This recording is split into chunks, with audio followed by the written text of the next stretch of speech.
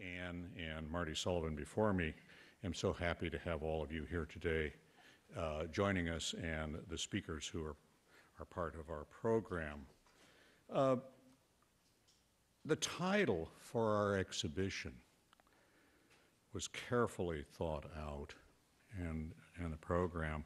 And when Ann and I were working putting it together, I think the most important word that we included in our title is that first word, inventing, because it does a couple of key things.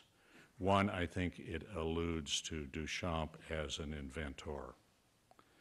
And 3 points that I think are critical to that is Duchamp invents for us new ways in which the artist negotiates their role as artist in the 20th century. He invents also new relationships or expectations between the artist and his audience, and added to that, new relationships between the audience and works of art. Also, it's very much suggested in our choice of the word inventing, as opposed, say, to having used invented or inventions of. The title serves as a recognition on Anne's and my part that we present new possibilities, new probabilities, not conclusions. And I think the first two papers that we've heard out of the 6 we will hear today reinforces that very idea, that Duchamp is open for continuing consideration, and we hope that if we've done anything with the exhibition and this symposium is that we've created new avenues and new possibilities for ongoing investigation, i.e. inventing. Okay. Well, with that, I would like to identify the speakers in the order of their presentation, and like Anne did in the first part, I'll provide a short introduction to each in turn. When each of the speakers has concluded their remarks, we will respond to questions for a few moments. Hopefully, if there is some time at the end of our program, we would like all of our speakers to come forward, and then maybe we'll just have a kind of roundtable discussion, but we'll have to see where we are on that. The order for presentation this afternoon of the 4 speakers begins with Dr. Louis Kachur, who's a professor of art history at Kean University in New Jersey. He will be followed by Dr. Catherine Kraft, an independent scholar who is currently living and working in Munich, Germany. Following her will be Dr. David Hopkins, who is professor of art history at the University of Glasgow. And as my friends in the medical profession would say, the real doctor is our final speaker, Brian O'Doherty, artist. Now, let me begin with a very brief summary of Dr. Kachur's biography, which is more fully laid out in your program. As I mentioned, he is professor of art history at Kean University. The paper that he is going to give today is entitled Portraits at an Exhibition and Counting Your Chickens, a very intriguing title. And it will consider the construction of Duchamp's identity as a post-studio artist. Louis has also just informed me that he is currently working on and nearing completion of a monograph on Marcel Duchamp, which will be published by Phaidon. So let me introduce to you Dr. Louis Kachur.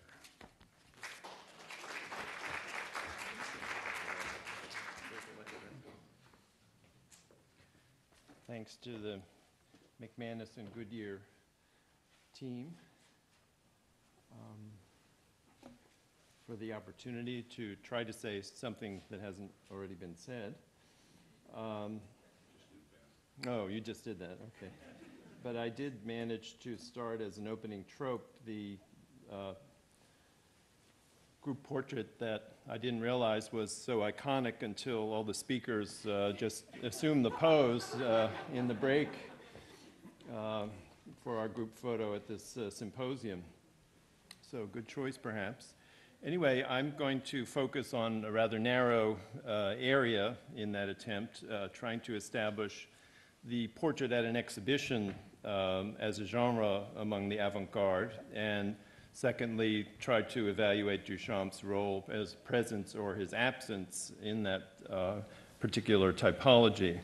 So I'm going to focus both on individual and group portraits in the context of shows or exhibitions. And perhaps the most iconic of these, besides our profile views, is the one taken by George Platt Lynes in March of 1942 in preparation for an exhibition at Pierre Matisse Gallery called Artists in Exile. And it's very striking as probably the most formidable assemblage of artistic talent in one room that we might think of. Surrealists predominate, clustered around their leader, André Breton, here, who one might somewhat question, of course, as he's primarily known as a writer. And the rank and file include Mata, Yves Tanguy, Max Ernst, André Masson, and Kurt Seligmann at a little bit more distance. But there are other styles and schools represented, including the Cubist Fernand Léger, the fantasist Marc Chagall, both front, right, and the abstract painter Piet Mondrian, who looks rather dismayed, in fact, to be surrounded by this passel of surrealists.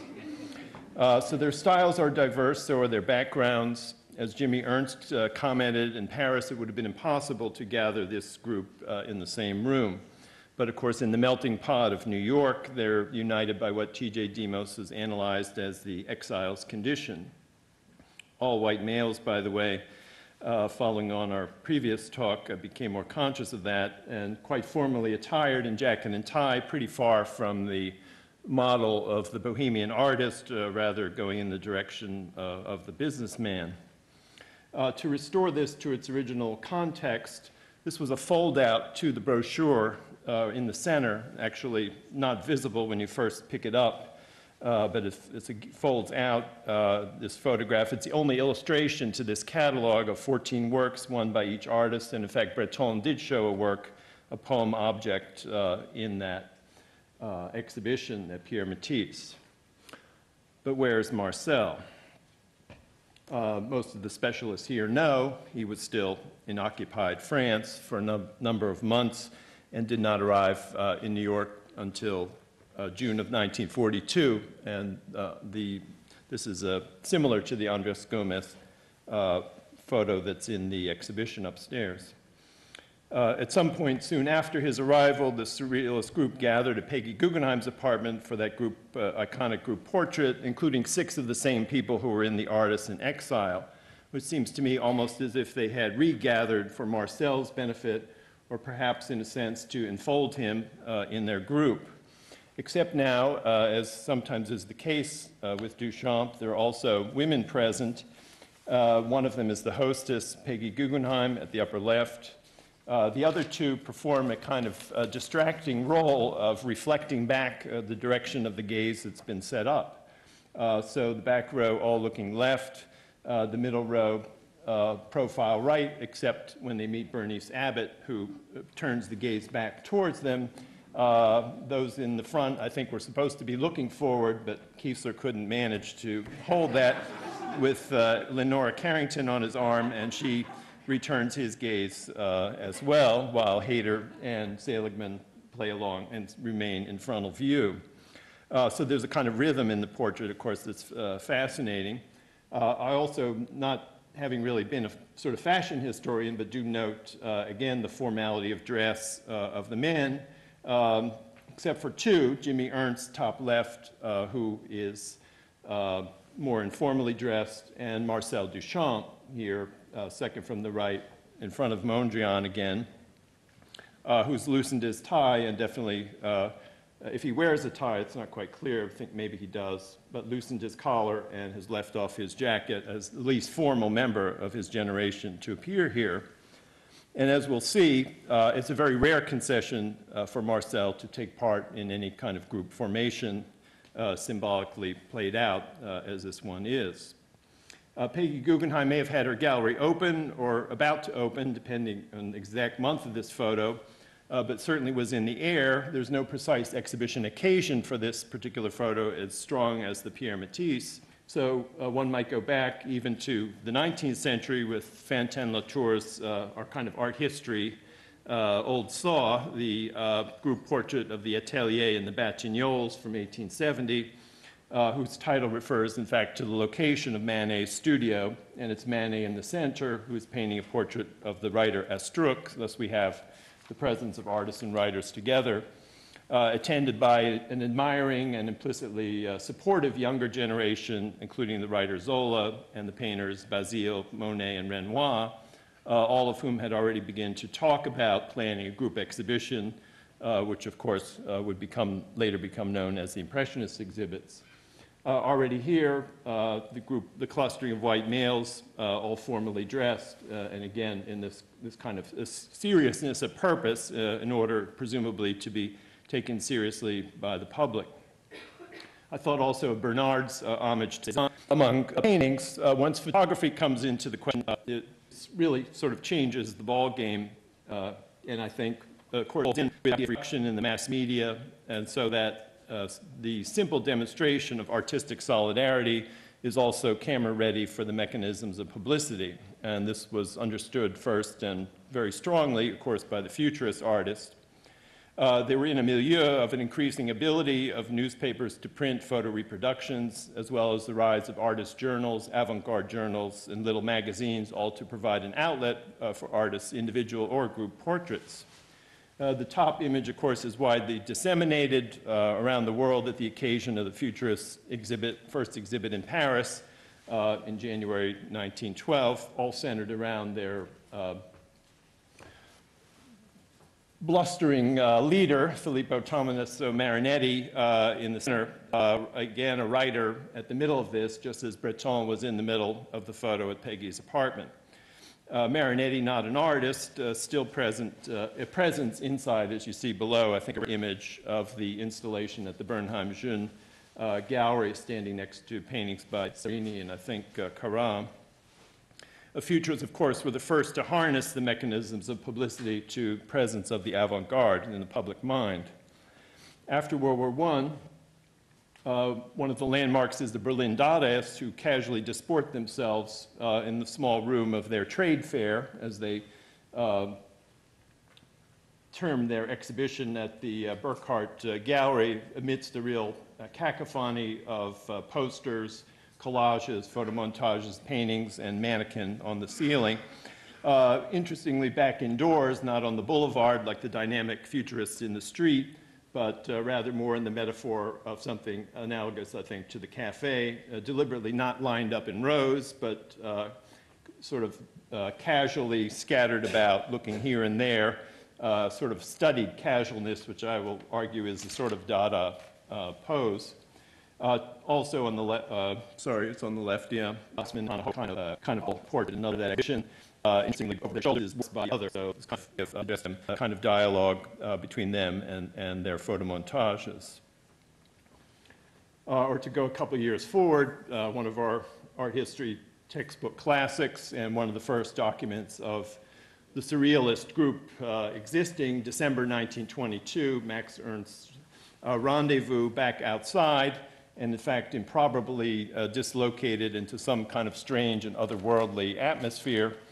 Only 3 artists present, Ernst on Dostoevsky's lap, John Arp, and De Chirico, who's rendered as a footless bust. The rest writers, some of them not alive, Dostoevsky not alive, and Raphael in the back behind Paul Eluard, also long gone. There's kind of strangeness to this conceptualization, and of course this sort of very stiff quality and strange quality to these hand gestures that they make, sort of the willingness to cast the portrait as a kind of secret society or something that involves some kind of inside joke. Occurs to me that this is the very same moment as Duchamp is playing probably more radically with identity in his Rrose Sélavy just before, or in his Wanted poster just after Ernst's group picture. Duchamp, of course, was very tied to exhibitions in terms of the formation of his reputation, beginning with the Armory show in New York, where his work was triumphantly received, much differently than it had been received in Paris, and also in his reception or non-reception of the urinal at the Independence, in other words, 1913, 1917, precisely the same time as the Futurists and Dadaists projecting themselves in the 19-teens in the exhibition context.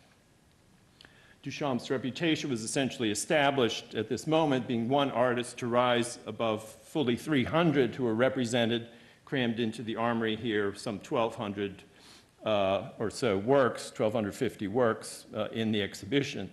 And what's been very striking to me is that his choice by other artists in the beefsteak dinner menu, held only shortly after the beginning of the show, one-color printing, so the nude descending is changed from brown to red, budgetary reasons, no doubt. But it becomes the cynosure of the exhibition. It's the logo of the whole thing, as the other artists, the American artists, had decided about this picture by an artist they hadn't even met in person as of yet, or most of them hadn't. Amazingly enough to me also, a full 2.5 years later, World War later, and 2.5 years later, Duchamp finally does arrive on these shores, and he's identified for this picture in this exhibition controversy as the nude descending a staircase man.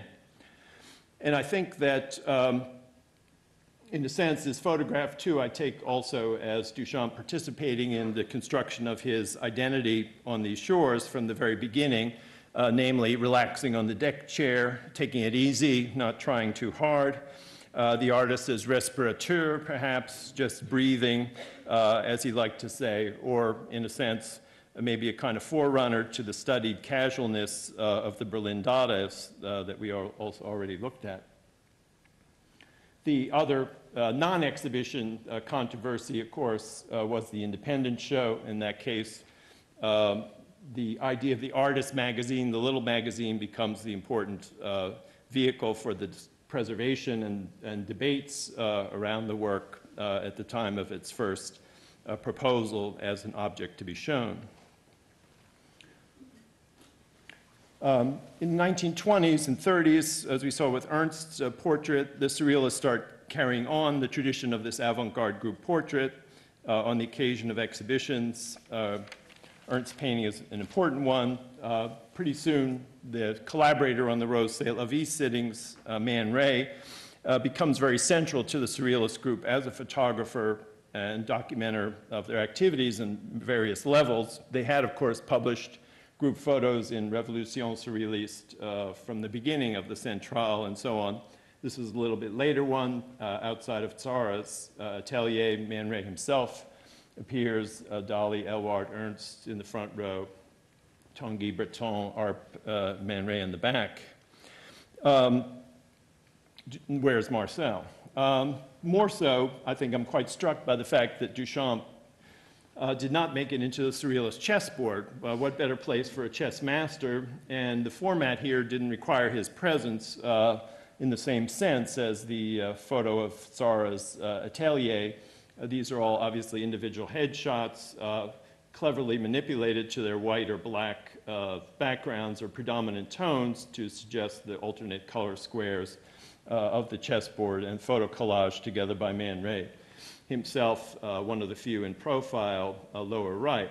He certainly had photos of Duchamp that could have been included here. I can only speculate that Duchamp asked not to be part of the Surrealist chessboard, even as he was a chess correspondent for one of the Surrealist journals already in the early 30s and starting to move in this circle.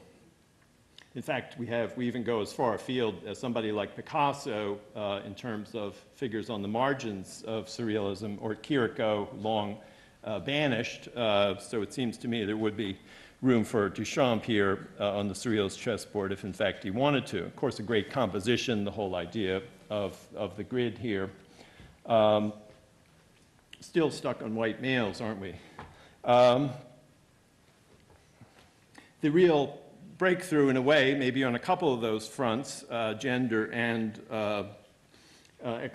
group exhibition portraits, comes with the British Surrealist exhibition in London in 1936, large manifestation held at the New Burlington Galleries that summer, and the occasion for a kind of formalization of the development of surrealism on first time on a large-scale exhibition, just scooping Alfred Barr's fantastic art Dada surrealism in New York that winter.